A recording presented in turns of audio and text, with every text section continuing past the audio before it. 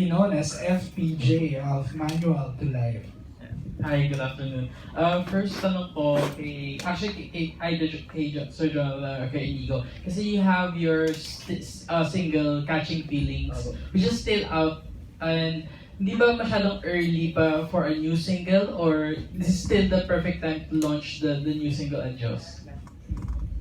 Actually, yung Catching Feelings is actually regular single siya ni Inigo na solo artist.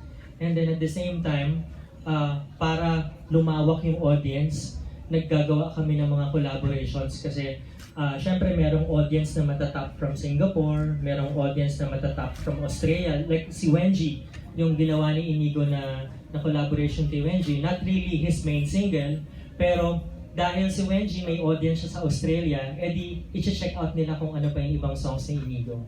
So yung collaborations, ginagawa naming strategy to expand the audience and to reach non-Filipino audience so that i-check din nila kung ano yung meron si Inigo as a solo artist. So yung international collaborations ay strategy to expand the audience while Inigo is releasing his own solo singles. So ganun po yung strategy. For Akasha, just like to ask, for in the single you are rapping and it has a Cardi B, Nicki Minaj vibe. So is that what you're pegging, or are you also? That's a huge compliment for me. Thank you. I'm actually leaning more to Kilani or Jenny Lee. But that's a compliment. Thank you. Yeah, or Doja Cat. More rap singing. Yeah, but I was But aside from rapping, do you also sing ballads or other genres? Besides rapping, I'm leaning into R&B. But I'm still training a lot. Academy of Rock being sending me a lot of training and vocal lessons to polish up my vocals. Yeah. Yes. Oh well, for the Academy of Rock, just like to ask, how intense is the training for Akasha? What did you start her very early, or is it just a few years back? Well, it depends on the students. For Akasha, because she's relatively new in the sense, she's been with us like only early this year. But precisely because of that, hers is actually pretty intense. We have vocal training. I remember it was a period of time we sent her for some very like dance training as well. We also expand their knowledge on being an artist in the industry, how do you carry yourself at events and things like that. So it can be pretty intense, and we continue to do that even while they're doing promotions and stuff, because we believe in maintaining and always learning and improving themselves. Okay, and coincidentally, this year is actually the 50th year of diplomatic relations between Singapore and the Philippines. So that's actually a nice collaboration.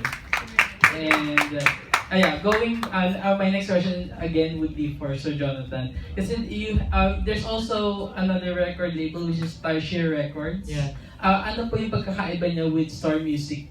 Kasi Inigo has a single under Tarsier and now this is Star Music. Actually, ano na siya ngayon eh, it's ABS-CBN Music.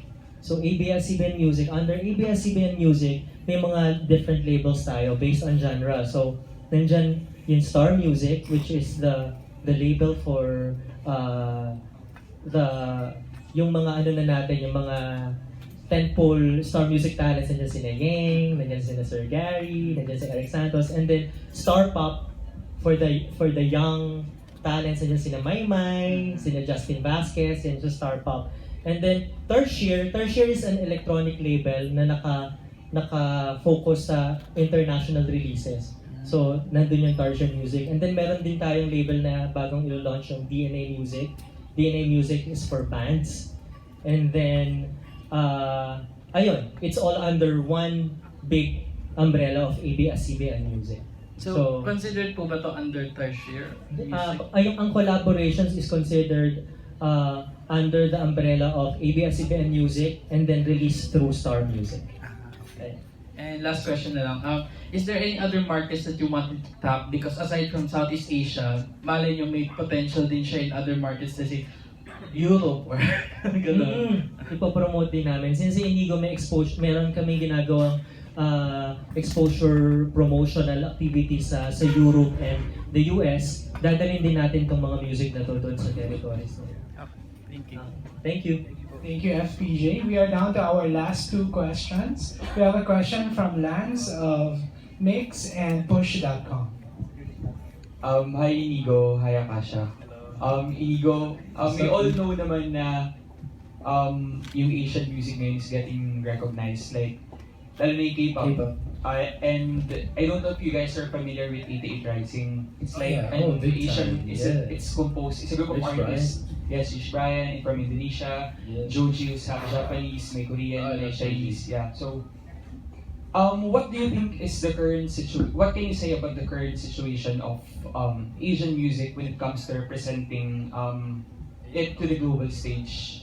And what do you guys think about the future of Asian music?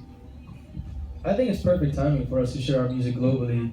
With the rise of K-pop, reggaeton music, I always say Latin music has always been around. I feel like now with the help of technology and the help of just people connecting through music, it's perfect timing for us to share our music. And being Filipino, I'm honestly super proud of our music, OPM. And it makes me question sometimes, why is it just now that we're putting OPM out there to the global scene? And I think Asian music in the global scene, I feel like we definitely bring a different flavor. We got all different types of nationalities, all different types of cultures, and we're able to share that through our music. And the best part about it is music is a universal language. So meron mga Pilipino na nakikinig ng K-pop, na Korean, pero gusto nilang matuto mag-Korean dahil sa music. And there's other people that want to learn, there's foreigners that literally want to learn Filipino because they like a Tagalog song. So I think that's the beautiful thing about Asian music, is we have different cultures, different languages that people could, learn from and people could possibly fall in love with. And I think yun yung madadala natin in the global stage.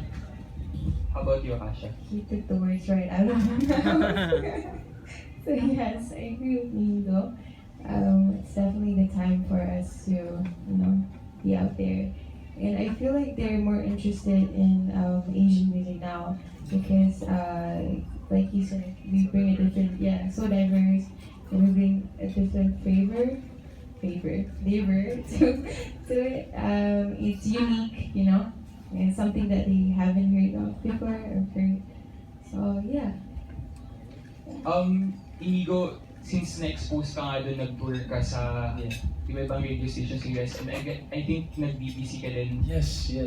Coming at the KZ. Yeah. So tingin mo, ano yung pinakamalaking challenge right now, especially for you na Filipino artist? Well, the challenges will always be there. Palagi namang mayroong obstacle. Pero, palagi may inisip, ano ba yung challenge? But what are the challenges we have to face? I think one is obviously language barrier. Sometimes we might alienate our audience. But, throughout all the shows that I've done, I've come to realize that sometimes, you definitely have to sing in English. Some songs have to be in English. But injecting some songs that are in Tagalog, they will appreciate that. I want to go to Tagalog. There's times when I was House of Blues in Anaheim. It was a non-Filipino audience, but obviously there were a lot of Filipinos.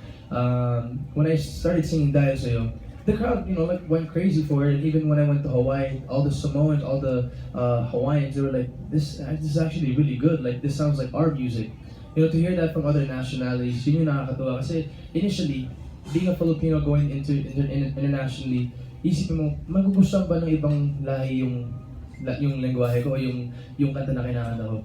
So I guess that's one challenge that we have to face, but you will never know unless you try. So that's what I want. That's what I plan to do. I learned also from Ate KZ when we went to BBC. Instead of singing an English cover, she decided to sing Nag-isa na naman, and they appreciated it. They saw that the songs. It doesn't matter if it's in English. It matters how you perform it and how you tell the story through the song.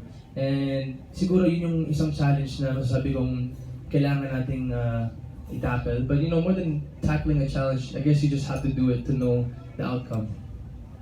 Thank you so much. Thank you, Lance. Our last question.